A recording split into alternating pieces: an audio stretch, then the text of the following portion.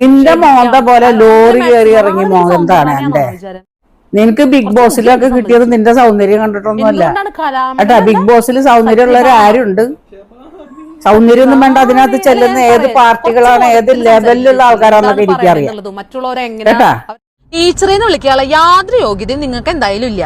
അതുകൊണ്ട് ഞാൻ നിങ്ങളെ വിളിക്കുന്നത് വെപ്പുമുടി സത്യഭാമ എന്നാണ്. അങ്ങനെ നമ്മുടെ കലാമണ്ഡലം സത്യഭാമ തള്ള വീണ്ടും രംഗത്ത് വന്നിരിക്കുകയാണ് സുഹൃത്തുക്കളെ. ഊക്കാനും ഊക്ക് മേടിക്കാനും വേണ്ടി മാത്രം ജനിച്ച ജന്മമാണോ സത്യഭാമയുടേത് എന്ന് നമ്മൾ സംശയിക്കേണ്ടിയിരിക്കുന്നു. എത്ര തെറി പറഞ്ഞിട്ടും എത്ര തെറികൾ തിരിച്ചു കിട്ടിയിട്ടും തള്ളക്ക് മതിയാവുന്നില്ല എന്ന് പറഞ്ഞാൽ എന്താപ്പ ചെയ്യുക. RLV രാമകൃഷ്ണനിൽ നിന്നും തുടങ്ങി പിന്നെ മല്ലിക സുകുമാരൻ, സ്നേഹ ശ്രീകുമാർ, അതുപോലെ അറിയപ്പെടാത്ത വേറെ കുറെ ആളുകൾ, അവരെല്ലാം തെറി വിളിച്ചു കഴിഞ്ഞു. നമ്മുടെ സത്യഭാമ ചേച്ചി നേരെ എത്തിയത് മുൻ ബിഗ് ബോസ് താരമായിട്ടുള്ള നന്ദനയുടെ മുന്നിലേക്കാണ്. സംഭവം എന്താണെന്ന് വെച്ചാണെങ്കിൽ ആദ്യം നമ്മുടെ നന്ദന സത്യഭാമയുടെ സ്വഭാവത്തെ വിമർശിച്ചുകൊണ്ട് രംഗത്ത് വന്നു. അതിപ്പോ ആരാലും വിമർശിച്ചു പോവല്ലോ. അങ്ങനെയാണല്ലോ തള്ളയുടെ കയ്യിലിരിപ്പ് എന്ന് പറയുന്നത്. നമുക്ക് എന്തായാലും നന്ദന സത്യഭാമയെ വിമർശിച്ചുകൊണ്ട് സംസാരിക്കുന്ന ആ വീഡിയോ ഒന്ന് കണ്ടോക്കാം. ഒരു വ്യക്തിനെ എന്തൊക്കെ അധിക്ഷേപിക്കാം, അങ്ങനെ മാക്സിമം ആള് വലിയ സൗന്ദര്യറാണിയാണെന്നാണോ വിചാരം? കുറച്ച് മുടിയുണ്ട് സമ്മതിച്ചു. എന്തുകൊണ്ടാണ് കലാമണ്ഡലം എന്താ സത്യഭാമ സത്യഭാമേ അല്ല, ഞാൻ പറയാ കുറച്ച് ബോധത്തിൽ സംസാരിക്കും ചേച്ചി. എന്താണ് പറയണെന്നുള്ളതും മറ്റുള്ളവരെ എങ്ങനെ അവരുടെ മനസ്സ് എത്ര വേദനിക്കുന്നുള്ളൂ. അപ്പൊ അവരെ കുറിച്ച് മറ്റുള്ളവർ പറഞ്ഞാൽ അപ്പൊ വരെ തെറിയും പറഞ്ഞ ഓരോന്നൊക്കെ പറയും. കുറച്ച് കോമൺ സെൻസിൽ ഇത്രയും കലാമണ്ഡലാണെന്നൊക്കെ പറഞ്ഞ വലിയ ഡാൻസർ ആണെന്നൊക്കെ പറയുന്നുണ്ട്. ഈ ഡാൻസേഴ്സിനാണ് ആൾ കുറ്റം പറയുന്നുണ്ട്. നമ്മുടെ രാമകൃഷ്ണ മാഷിനെ പറ്റി പറഞ്ഞത് കേട്ടില്ലേ? കലാമചേട്ടന്റെ അനിയനെ പറ്റിയിട്ട്. ഇവർക്കൊക്കെ എന്ത് ആ സ്ത്രീക്ക് എന്തോ യോഗ്യത ഇങ്ങനെ പറയാൻ വേണ്ടിയിട്ട്. കലാമണ്ഡലം എന്ന് ഫ്രണ്ടിൽ പേര് വെച്ചാൽ ഞാൻ നന്ദന കലാമണ്ഡലം എന്ന് ഫ്രണ്ടിൽ പേര് വെച്ചാൽ കലാമണ്ഡലാവോ? ഓക്കെ, അപ്പൊ വളരെ സഭ്യമായ ഭാഷയിലാണ് ഇവിടെ നന്ദന സംസാരിച്ചിട്ടുള്ളത് അല്ലെ. സത്യഭാമയുടെ സ്വഭാവം കണ്ടാൽ ആർക്കും തോന്നുന്ന കാര്യം മാത്രമേ ഇവിടെ നന്ദന പറഞ്ഞിട്ടുള്ളൂ. ഇനി ഇതിനുള്ള സത്യഭാമയുടെ മറുപടിയാണ് മക്കളെ നിങ്ങൾ കാണേണ്ടത്. ബാ കണ്ടോക്കാം. ഒരു വ്യക്തിനെ അധിക്ഷേപിക്കാം, അങ്ങനെ ഈ വീഡിയോ എന്നെ കുറിച്ചിട്ട് ഒരുത്തി പറഞ്ഞത് നിങ്ങളൊന്ന് കേട്ടു നോക്കണേ. എന്തുകൊണ്ടാണ് എന്റെ സൗന്ദര്യത്തിനെ കുറിച്ച് അല്ലെങ്കിൽ ഒരു കാര്യം അവള് സമ്മതിച്ചിട്ടുണ്ട് കേട്ടോ. മുടിയുണ്ടെന്ന്. ഇത് വെപ്പുമുടിയാണ്, നിനക്ക് അറിഞ്ഞൂടായിരുന്നു. ഇത് വെപ്പുമുടിയാ. നിന്റെ മോന്ത പോലെ ലോറി കയറി ഇറങ്ങി മോന്താണ് എന്റെ. ആഹാ, തള്ള തുടങ്ങിയല്ലോ. വായ തുറന്നാൽ മറ്റുള്ളവരെ അധിക്ഷേപിക്കാനല്ലാതെ വേറൊന്നും ഈ തള്ളക്ക് അറിയില്ലെന്ന് തോന്നുന്നു. കുറച്ച് മാന്യമായിട്ട് സംസാരിക്കാൻ ഇവരിന് എന്നാണാവോ പഠിക്കുക. എന്തായാലും ബാക്കിയുടെ കേട്ടോക്കാം. നിനക്ക് ബിഗ് ബോസിലൊക്കെ കിട്ടിയത് നിന്റെ സൗന്ദര്യം കണ്ടിട്ടൊന്നുമല്ല കേട്ടാ. ബിഗ് ബോസിൽ സൗന്ദര്യമുള്ളവർ ആരുണ്ട്? സൗന്ദര്യം ഒന്നും വേണ്ട. അതിനകത്ത് ചെല്ലുന്ന ഏത് പാർട്ടികളാണ്, ഏത് ലെവലിലുള്ള ആൾക്കാരാണെന്നൊക്കെ എനിക്കറിയാം കേട്ടാ.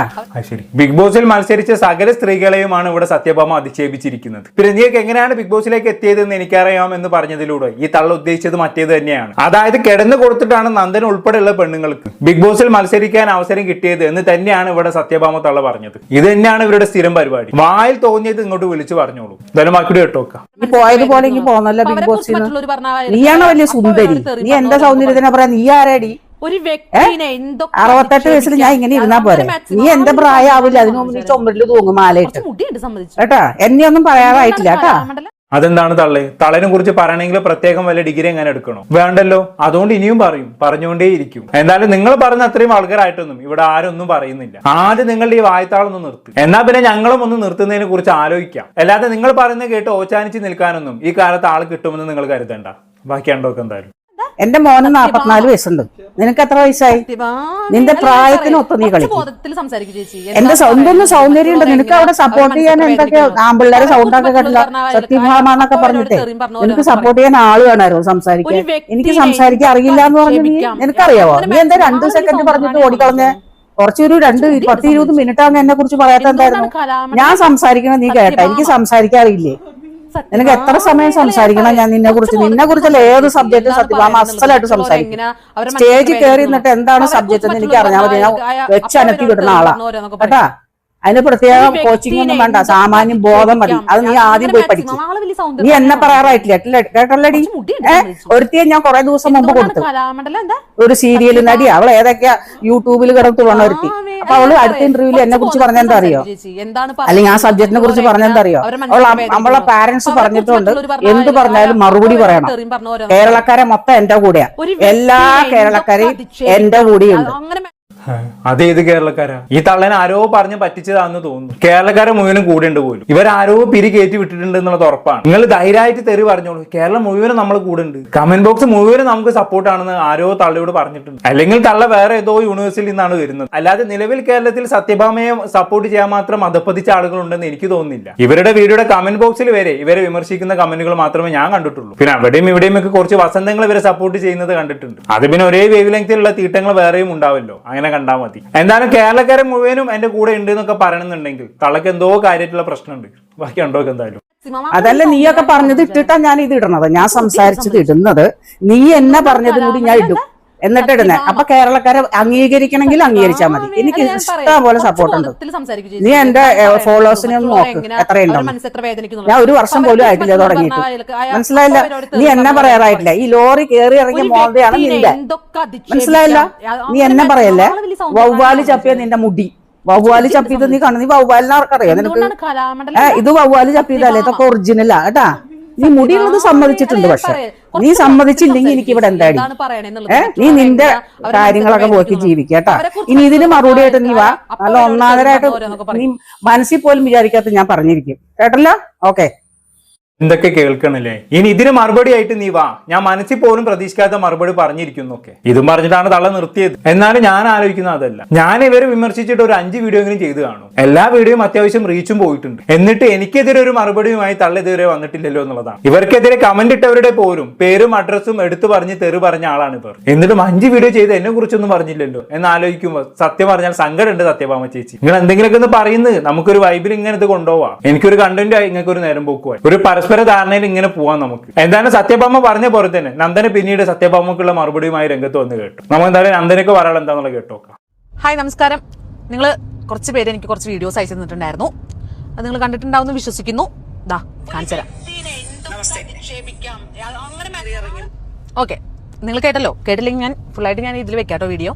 എന്റെ ശബ്ദം കൂടി ഉണ്ട്, അതിൽ മനസ്സിലാവുന്നില്ല എന്താണ്, ക്ലിയർ ആവുണ്ടാവില്ലേ നിങ്ങൾക്ക് പറയണത്.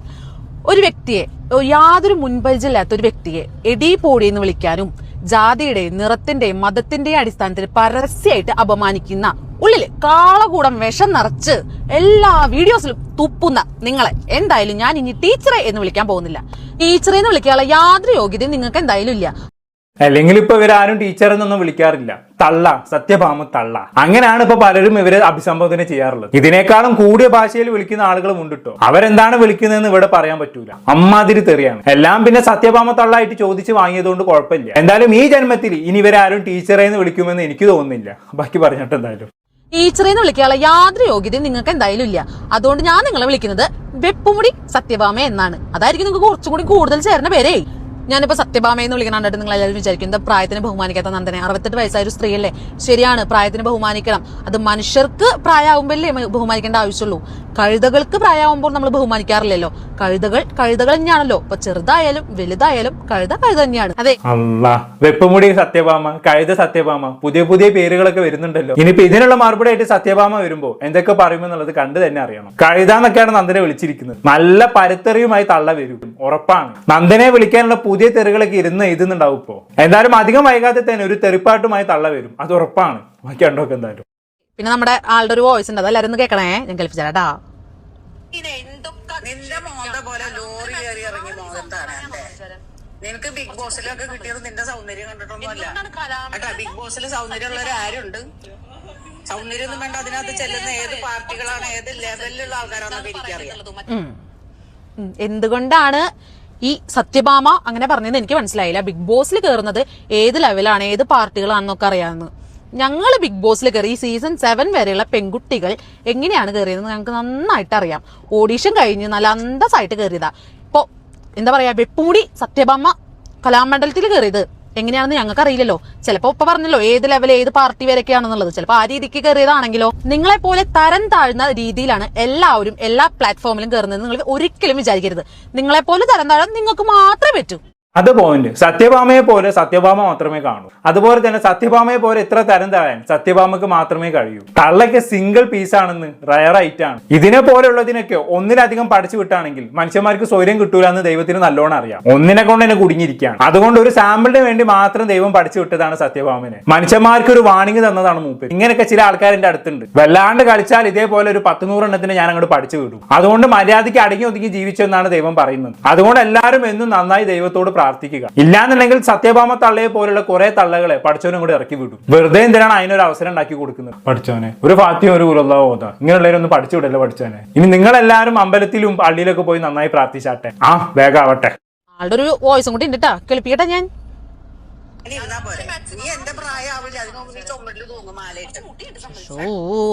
ഈ 68ാമത്തെ വയസ്സില് മുഖത്ത് പൊട്ടിയിട്ട് നാട്ടുകാരെ തെറിയും കേട്ട് ചീഞ്ഞളിഞ്ഞ് പുഴുത്തും ജീവിക്കണായിട്ട് നല്ലത് ഞാൻ നേരത്തെ കാലത്ത് പോണത് തന്നെയാണ് കേട്ടോ. എനിക്കറിയുന്ന കലാമണ്ഡലത്തിലെ ടീച്ചർമാരൊക്കെ നല്ല സംസ്കാരമുള്ള ടീച്ചർമാരാണ് കേട്ടോ. ഇത് ഏത് കലാമണ്ഡലാണാവോ അല്ലേ? അത് പറഞ്ഞപ്പോൾ വ്യാജ ഡോക്ടർ, വ്യാജ വക്കീൽ എന്നൊക്കെ ഞാൻ കേട്ടിട്ടുണ്ട്. വ്യാജ കലാമണ്ഡലം എന്ന് കാണുന്നത് ഞാൻ ആദ്യമായിട്ടാണ് കേട്ടോ.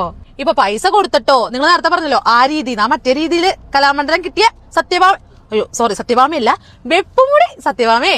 അത് ഈ ആൾക്കാരെ അധിക്ഷേപിച്ചുകൊണ്ടൊന്നും ഈ 68ാം വയസ്സിൽ ഇരിക്കാൻ പറ്റില്ലേ? നിങ്ങൾക്ക് എന്തിന്റെ സൂക്കേടാ ശരിക്കും പറഞ്ഞു കഴിഞ്ഞാൽ.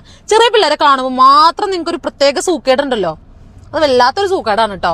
വല്ല രാമായണം വായിച്ചിരിക്കേണ്ട സമയത്താണ് ഇങ്ങനെ ഈ 68ാം വയസ്സിൽ കാണാന്ന് പറയണ്ടേ. രാമായണം വായിച്ചിരിക്കോ ഞാനൊരു പോയിന്റ് വിട്ടുപോയിട്ട് നിങ്ങളോട് പറയാനായിട്ട്. കേരളക്കാരെ മൊത്തം നമ്മുടെ ടീച്ചറെ സപ്പോർട്ട് ചെയ്യുന്നുണ്ട്. സപ്പോർട്ട് ചെയ്തിട്ട് ഒരു കുഴപ്പമില്ല. പക്ഷെ ചിലവരുടെ കമന്റ് ഉണ്ട് കേട്ടോ. ഇങ്ങനെയൊക്കെ കമന്റ് ചെയ്യാൻ പാടുണ്ടോ? ഞാൻ വായിക്കട്ടോ ഇതിന്റെ. ഈ തള്ളക്ക് ഇതെന്തിന്റെ സൂക്കേടാണ്? കമന്റ് ആണേ. മോന്ത കണ്ടാലും മതി, മലച്ച ചുണ്ടും തൂങ്ങിയ സ്കിന്നും കൊണച്ച സംസാരവും പാറക്കല്ലിലിട്ട് ഉരച്ച ശബ്ദവും. കുറച്ചൊക്കെ ബഹുമാനം വേണ്ട. എന്ത് കമന്റ് അത്? ഇതിന്റെ ബാക്കി കൂടി ഉണ്ട്, അതും കൂടി വായിക്കട്ടോ. ഈ കിളവിക്ക് വെറും അസൂയാണ്. ചെറുപ്പക്കാരെ കാണുമ്പോൾ അത് കുഴിയിൽ കാലും നീട്ടി ഇരിക്കുന്ന ചില വാർദ്ധക്യ കൃമികൾ. അങ്ങനത്തെ ഒരു പേരുണ്ട്, എനിക്ക് ഇഷ്ടായി. പ്രത്യേകം കണ്ടുവരുന്ന ഒരു അസുഖമാണിത്. പിന്നെ കേരളക്കാരെ കൂടെയുണ്ട്. അത് നിങ്ങളുടെ കഴിവ് കണ്ടല്ല, നിങ്ങളുടെ ഭംഗിയും കണ്ടല്ല. ആ പിഴച്ച നാവിൽ നിന്നും വരുന്ന വൃത്തികെട്ട വർത്താനം കേട്ട് വെറുപ്പായി അതിന് തിരിച്ചു പറയാനാണ് നിങ്ങളെ ഫോളോ ചെയ്ത്. ടീച്ചറല്ല, വെപ്പുമുടി സത്യഭാമയ്ക്ക് ഒരു പ്രത്യേകതയുണ്ട്. ഫോളോ ചെയ്താൽ മാത്രമേ കമന്റ് ഇടാൻ പറ്റുള്ളൂ. ഇത്ര കഷ്ടപ്പെട്ടിട്ടാണ് ഇവർ കമന്റ് ഇടണേ കേട്ടോ. അതൊന്ന് നോട്ട് ചെയ്യണട്ടോ. ഓക്കെ, ഇത്രയും വൃത്തികെട്ട ഒരു പിശാചി പിടിച്ച് തള്ളയെ എന്റെ ജീവിതത്തിൽ ആദ്യമായിട്ട് കണ്ടേ എന്ന് ഞാനല്ല പറഞ്ഞത്, കമന്റ് ആണേ. ഇതിലും കൂടുതൽ കുറെ കേരളക്കാർ സപ്പോർട്ട് ചെയ്യുന്ന കമന്റ് ഉണ്ട്. അതൊക്കെ ഞാൻ വായിക്കട്ടെ.